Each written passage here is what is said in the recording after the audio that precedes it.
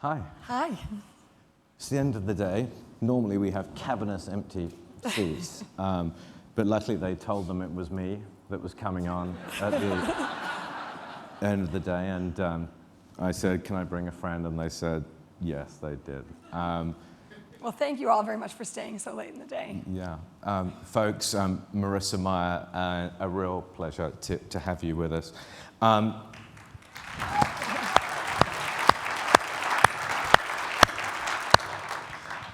It's worth mentioning that I actually extended this invitation about a minute before your earnings call, when you then said, actually, I'm going to be taking much more responsibility for sales, and I kind of then saw the earnings call and thought, oh, well, she can't really say no now. So we wanted to give you the opportunity to tell the buyers of media, and there's a lot of billing in this room. Doesn't look like it because they don't look very rich or prosperous, but because they don't like show off in front of each other. But the line of private jets at Burbank, you can't believe. Most of which belong to Bill Koenigsberg, interestingly. He said to me, actually, how do you remember your travel schedule? And I said, it's easy, I don't have to think about what my tail number is. But when you started, and it was a big deal because there was a lot of turmoil at Yahoo, and you almost sold to Microsoft, then you didn't sell to Microsoft, and it was all kind of exciting. An engineer came in to lead the business, and you talked about daily habits being a key goal for Yahoo, and that if you could win on daily habits, then you could win the race. So here we are, a year and a bit later. How do you measure success of daily habits? How are you doing? Well, I think that when you look at what Yahoo's always been, it's always been the digital daily habits. It's things you do every day: search, mail, news, sports, finance, sharing photos, group communication, messaging. Those are all things that people have done every day for the last decade or two.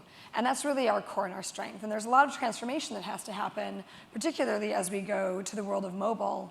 But there's a lot of opportunity there, and there's a lot of expertise on behalf of Yahoo. In terms of measuring it, what we're looking at is overall, how are we doing in terms of overall growing our users?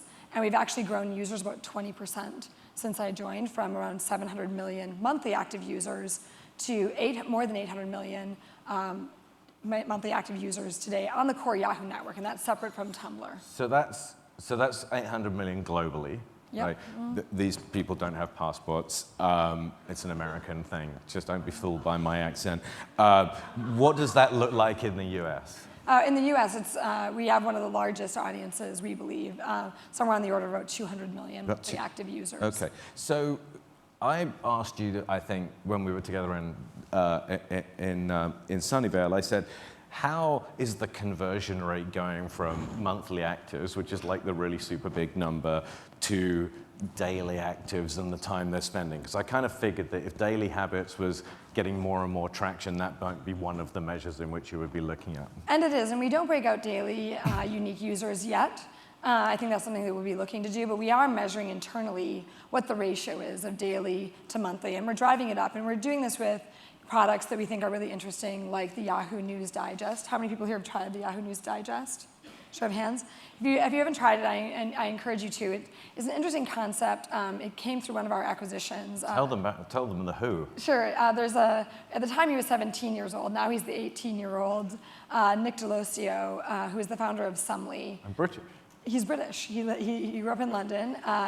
And it was interesting because Yahoo's always been about content, news, articles. As we moved to mobile, I realized it was going to be very important for us to be able to summarize articles and basically get the point across on a small screen and quickly.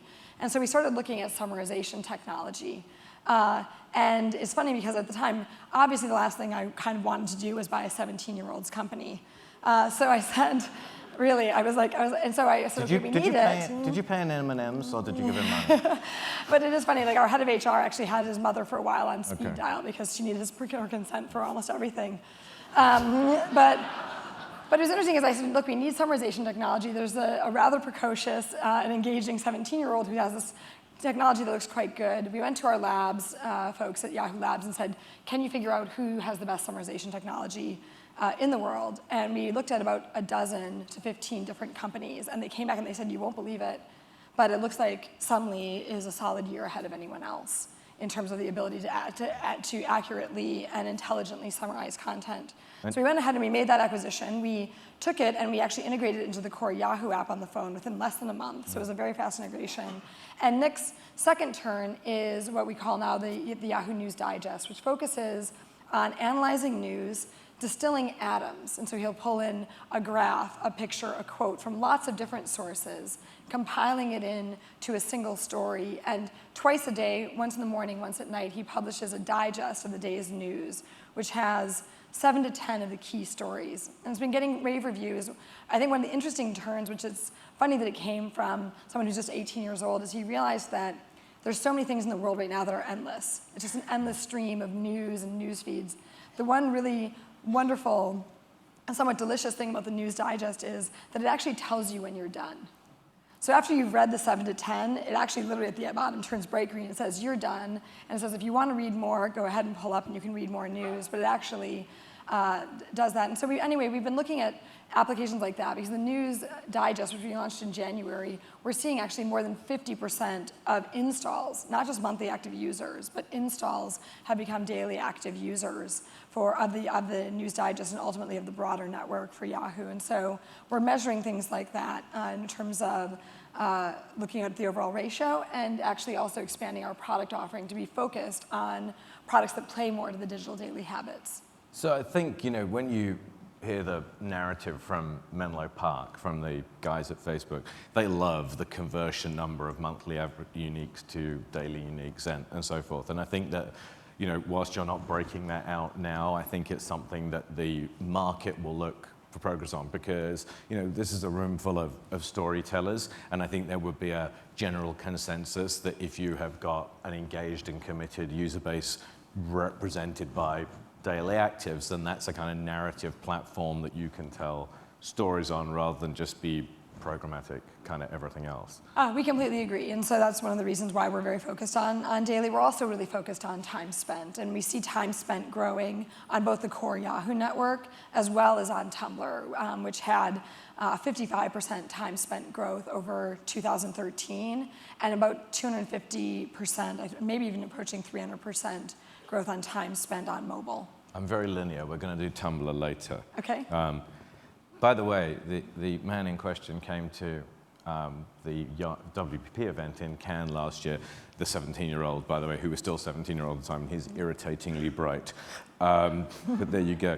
One of the big strengths of Facebook and of Twitter and to Google to a large extent is they're getting very data-driven, very strong on segmentation, very strong on targeting, and they are persuading the market that the silver bullet is logged-in users, because the more we know about logged-in users, the more we know about device IDs, the more we know about cross-screen and so forth. Can you give us a sense? Because obviously Yahoo Mail has a long heritage, and there's a lot of logged-in history there. Now, you've done a few things with Yahoo Mails, like user purges and other sort of Putin-like activity with Yahoo Mail users. Can you give us a sense now of how strong the logged-in Yahoo experience is versus the kind of casual in-and-out browse? Sure. We do have a sizable population of logged-in users, and so it's a big chunk of our core, and in particular, our really fanatical users tend to be logged in. I think that sometimes, though, logged in is actually a proxy, and what you really want to understand, especially from an advertising standpoint, is the audience that you're reaching, and you want to know that you're reaching it with accuracy. And so part of that can come from identity, but if you can get to a system where you actually know the demographics, you know the interests of the people that you're reaching, and you can be very targeted about those audiences in a way that you really know you're accurate, that really is the key. And that's something that we've been really focused on at Yahoo. We've been focused a lot on personalization, on everything from our homepage stream. For me, it's interesting, when I'm logged in, my homepage feed is particularly good. Even when I'm logged out, though, there still are cookie-based signals that allow my experience to be catered to me. And so I think that we're seeing strength on both sides of it, but this is really about accurately reaching the audiences that you hope to reach and being able to tell the narrative. You want to talk some more about streams? Sure. Mm-hmm. Talk more about streams. Sure. Well, I think that streams are a modern paradigm, and people more and more are becoming accustomed to this never-ending stream of information. It's funny to think about a decade or even less ago, people used to get really overwhelmed by that kind of endless stream of information. But we're seeing that on everything from our homepage to finance to sports, when you have someone, they're on the page, of course they need to get the top news of the day above the fold and right fresh on the top. But you'll see someone who wants to spend a lot more time. And what a stream allows us to do is really present enough information, as much information as the user asks for, and present it in a personalized way. So our streams, our homepage stream is, of course, the general information stream that takes all the different topics and stitches it together. But when you go to sports or finance or news, what you see are that same stream segmented by vertical in a way that we think is particularly powerful because it's personalized for you, it's also deep on that vertical, and it provides a great opportunity for our users to get information. It also provides a really rich opportunity to reach a particular vertical or a particular segment of users in a specific context that's particularly powerful for advertising.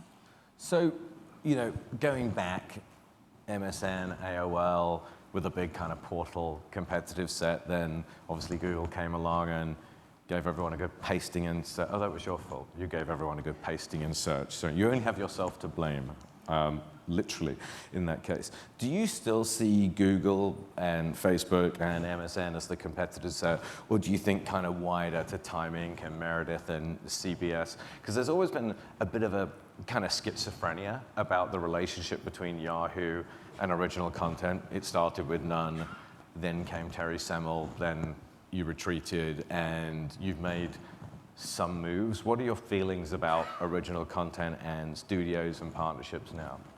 I think that when I look at our strategy overall, it's around the digital daily habits, but there's really three core areas that we are working on. It's search, it's mail, it's the digital magazines. And as part of the digital magazines, there's also the video component, because when a magazine is digital, you can do things like incorporating video into it. And that's built on a platform of Flickr and Tumblr, where we're getting excellent UGC content that we can pull into our core experiences.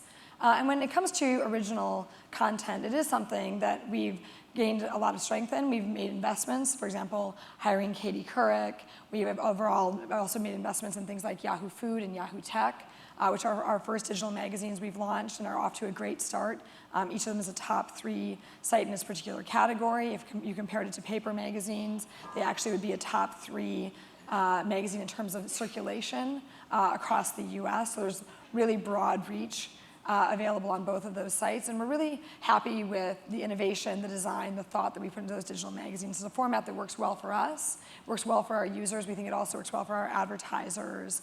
We've been introducing native advertising there with, for example, Knorr. The food brand has been the major sponsor of our food magazine, Yahoo Food. And we're actually seeing that their advertisements and their articles actually get clicked on, shared, liked, and actually redistributed even more than the original content on those pages. So I think that there's a real strength there, and we will continue to be focused on building original content, but it's not just about original content anymore. Because while we will do that and we will continue to make those investments, we also want to pull in the best of UGC. We want to have some curation. We also want to have social and personal signals. So eventually, things like Yahoo Food and Yahoo Tech are not just the same site presented to each user. They're actually personalized, and they bring in your social signals, your personal interests, and so it becomes food for you, tech for you, and I think that that's particularly important. And so, we certainly think that original content, like what David Pogue is doing, like what Katie is doing, is important, and we will continue to invest there. There's a lot of different facets of what we really consider the content pyramid. How complex is this wasn't on the question list, by the way, but I'm told you'd talk about anything. I'm happy to talk about anything. Okay, all right.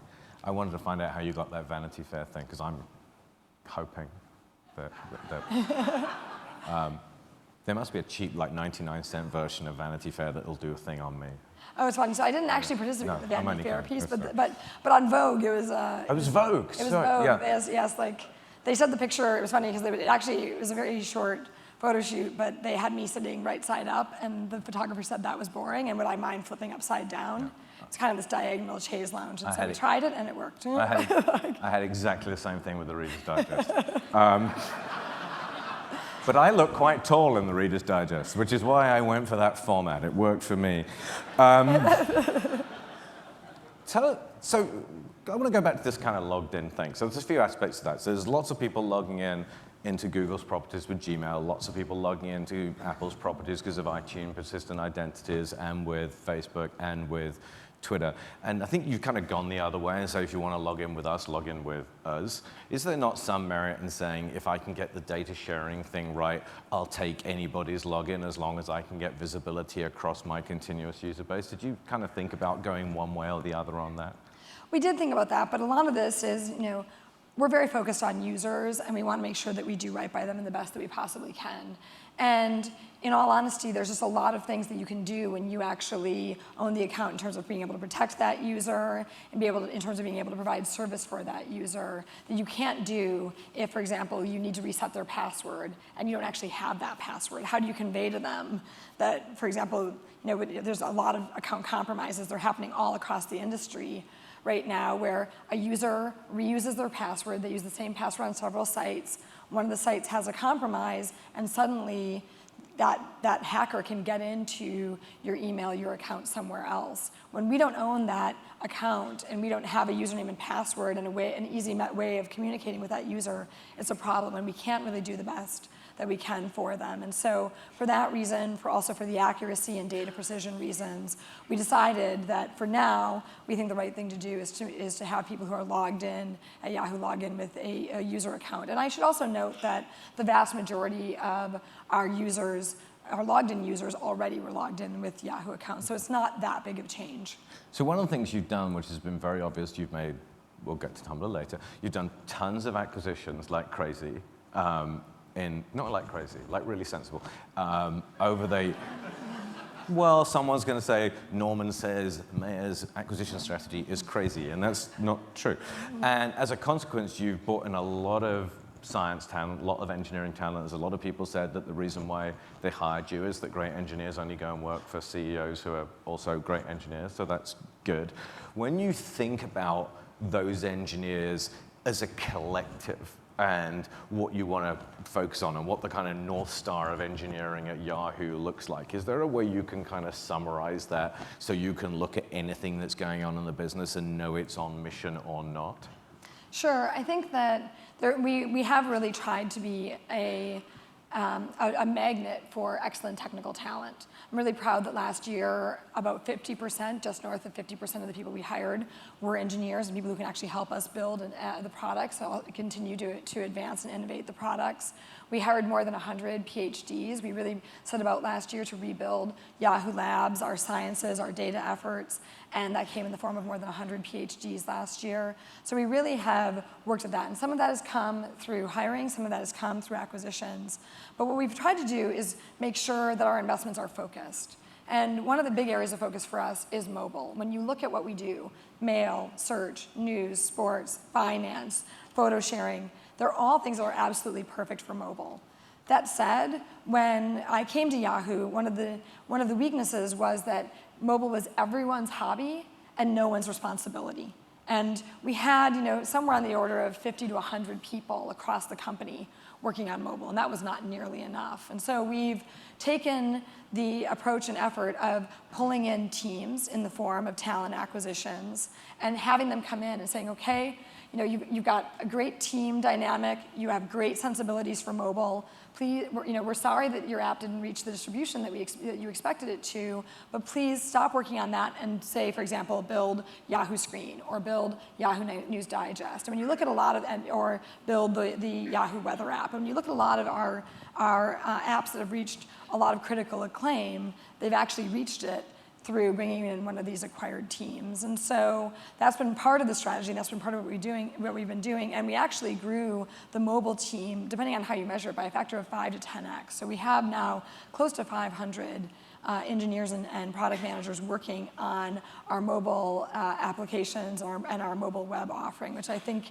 that you can feel that in terms of what we're delivering, in terms of the beauty of the app, how well they work, the distribution, the reach, and we've actually grown our mobile presence exponentially. We now have more than 400 monthly mobile users. Million. 400 million.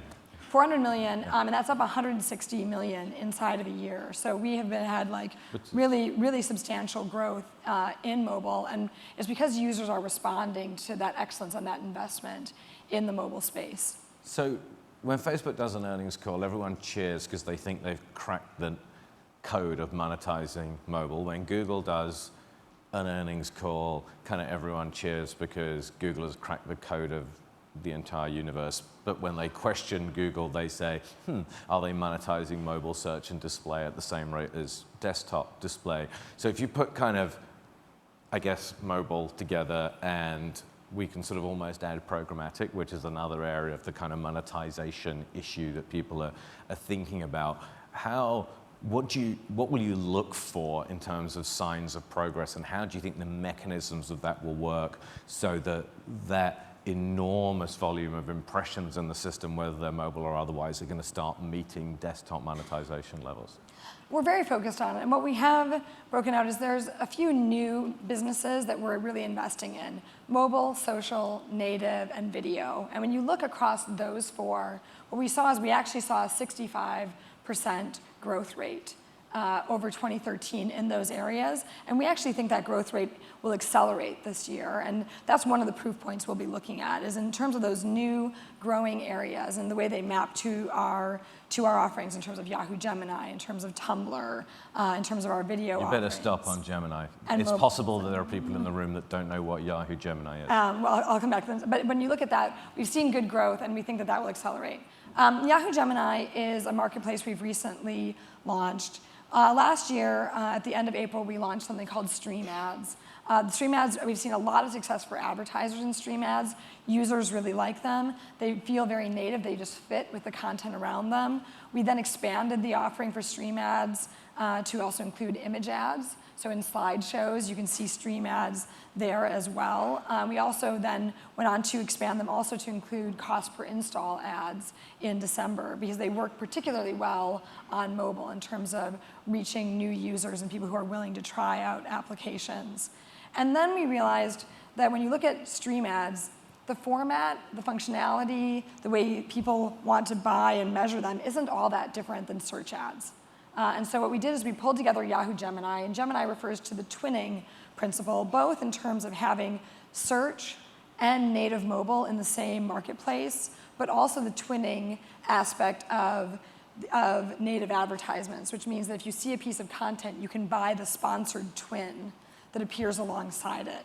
And so we launched that a few weeks ago. We're early in the experimentation phase. We've served some of the first ads, both on the search side and on the mobile native side, out of that platform, and really excited to work with advertisers and understand how we can make this platform work in a really robust way for them in terms of reaching the right audiences and a really rich set of formats to actually storytell. So this is a multi-formatted evolution of search retargeting. That's right, exactly. Okay. And it actually allows you to seamlessly move between search and display. Who else can But now do the that? native mobile. Who else can do that? We think it's the first of its kind.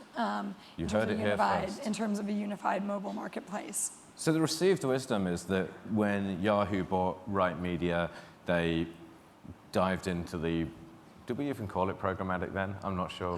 We probably not. It's because Terry Kajawa hadn't invented the word yet, the Terry Kajawa scape, as we now refer to the ad tech industry. But it's been sensed that since the Yahoo Right Media acquisition took place, that piece of the business has been allowed to atrophy somewhat. And in a world that went increasingly programmatic and increasingly open, that Yahoo got less programmatic and more closed. And now? Well, I think that one of my observations would be that a lot of people will say that programmatic is the opposite of premium, and I don't think so. I think the opposite of programmatic is manual, and I think that there's a lot of evolution happening in premium advertising today. When you look at things like last Thursday on our homepage, we had a beautiful advertisement from Apple that had 8 mini stories built into it. It was really a magnificent advertisement. Apple spent money on a digital ad? They did. or if you look at, for example, Schwab has recently done a set of premium advertisements with us on Yahoo Finance, where they're actually streaming finance news and quotes onto our homepage. And I think that these show that there's still a lot of evolution, innovation, design, and capabilities inside of premium advertising. And that's something that we want to continue to invest in and evolve. On the programmatic side, we do think that it's a very efficient, simple way to buy advertising, and we absolutely want to continue to advance our offerings. And so we've gone back, we've invested in Right Media. We now have the Yahoo Ad Manager, the Yahoo Ad Manager Plus, Yahoo Ad Exchange, all of which are launching in the first half of this year, that really, we think, take our tools to the next level, make them much simpler, much more beautiful in design, reporting, analytics, and really offer the simplicity and targeted nature of programmatic buying in a system that just serves advertisers' needs much better. So I suppose the great thing about the Facebook WhatsApp acquisition, it makes Tumblr look like a tag sale pickup, relatively speaking. Someone did a hilarious presentation last week of all the things in the world you could spend $19 billion on. It's pretty funny, I'll send it to you.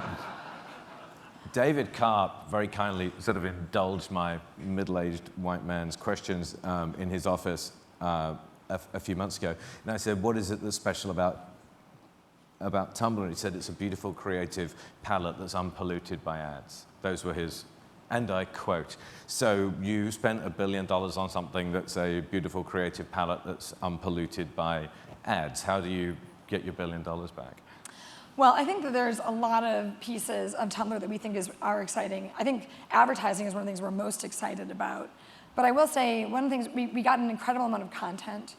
When we bought it, it was 108 million diverse and unique blogs, which is kind of staggering to think about, because when I started out early in my career, there were about 100 million pages on the web, right? Tumblr itself was 108 million individual blogs. Now that's more than 150 million. Many of my favorites have become much harder to find. And so, there's a huge amount of content. It's a great platform. In fact, Tumblr itself is our editorial tool that we use to publish Yahoo Food and Yahoo Tech. So our editors, when they create their articles, when they find other content they want to redistribute, they actually use Tumblr to do that. But I think that one of the most exciting pieces about Tumblr is the fact that it's such an amazing canvas for storytelling. And when you look at what David really wants to achieve, Tumblr is the home of the world's creators, but there's almost nothing as creative as advertising. How do you get a message out? How do you make someone so intrigued with the story that they actually change their behavior or buy something? And I think that that's really the challenge, is how can we create advertisements and an advertising platform for people that is as compelling and as beautiful as the art projects and poetry and other things that you see posted there. And I will say the advertisements that we have on Tumblr today actually outperform the content by a lot. Which are just on the dashboard, right? There's no advertisements anywhere other than the dashboard. There's the radar advertisement on the dashboard. There's also now advertisements that appear in the dashboard, in the feed, in the form of sponsored posts. But what's really remarkable is the average post on Tumblr, it gets reblogged about 14 times. The average sponsored post on Tumblr gets reblogged 10,000 times. So there's really an amazing amount of reach, and you can tell. And what's interesting is this community of creators, the fact that they love that content of that advertising content so much that they actually want to reblog it and have it appear on their individual blogs at that rate is really telling, and it's a sign of and a testimony to David in terms of his view for the quality and caliber and bar of advertising he wants to appear on that platform. So the money flow goes an engaging, native, relevant placement on Yahoo or an engaging placement on dashboard into the open palette of Tumblr with an earned media dividend on the back of it, result happiness. Is that it? That's pretty much it. And I think that what's really nice about it is the site that you can create. It really allows you to express the brand and the story however you would like to. One of my favorite examples to point to is a site called Capital Couture, which is actually how the Hunger Games. The Hunger Games, right. Actually decided to promote the movies on Tumblr. They created a website that is a fashion magazine set in the world of the Hunger Games, and it's really pretty magical. And so it's a really fun canvas to experiment with in terms of how to tell the stories and how to appeal to a particularly creative group and particularly the new generation. So we hit a moment, and the moment on the clock says 0.00. Now, you said you were going to take more responsibility for advertising. Ned is obviously out there, and I just wanted, as long as the package is similar to the one that preceded it, I wanted just to give you my resume and say I am available for an Enrique at any time that it works for you. And I've spoken to Dee, and we're good with Sunnyvale or wherever you want us to work. Marissa, thank you so much.